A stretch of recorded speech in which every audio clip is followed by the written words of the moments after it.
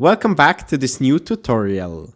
In this quick tip video, I want to show you how to assign custom shortcuts and make use of the Quick Favorites menu to improve your workflow.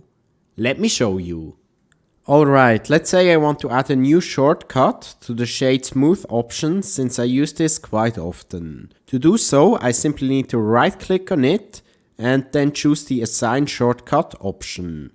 And now we can press any key combination and assign it as a new shortcut. So for example, I can press G, and now you can see over here that G is the new shortcut to shade an object smooth. However, G is probably not the best option since this is already used as another shortcut to move objects. So it would probably be better to choose a shortcut that isn't used by another feature already.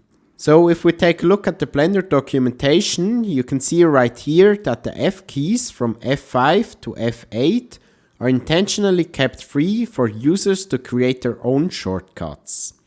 So let's make use of this, and I'm gonna change the shortcut from G to, let's say, F5.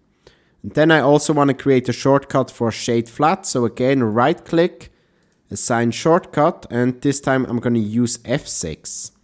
And now you can see if I press F5, the object switches to smooth shading, and if I press F6, it goes back to flat shading. And if you want to remove any shortcuts, simply go back to the option, right click on it and choose Remove Shortcut. Instead of just assigning new shortcuts, we can also make use of the Quick Favorites option in Blender. So if I press Q on my keyboard, it opens up this Quick Favorites menu, which currently is completely empty.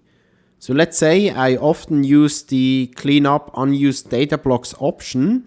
I can simply right click on it and choose Add to Quick Favorites. And now whenever I press Q, you can see that I can access this feature immediately. The cool thing about Quick Favorites is that we can fill this up with as many features as we want.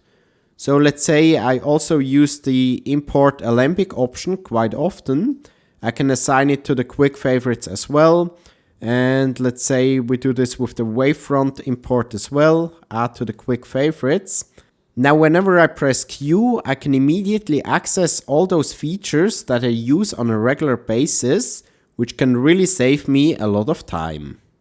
If you love Blender, you'll also love Blender Kit. Blender Kit is a huge library with more than 20,000 high quality assets for Blender. This includes 3D models, materials, HDRIs and brushes. I've actually used their models for lots of my own projects. Most of the assets are completely free to download and use. But if you want to buy the full plan, you can get a 10% discount with the link in the video description. That's it for this tutorial. I hope you can make use of those features and improve your workflow. I am Nick, see you in the next one.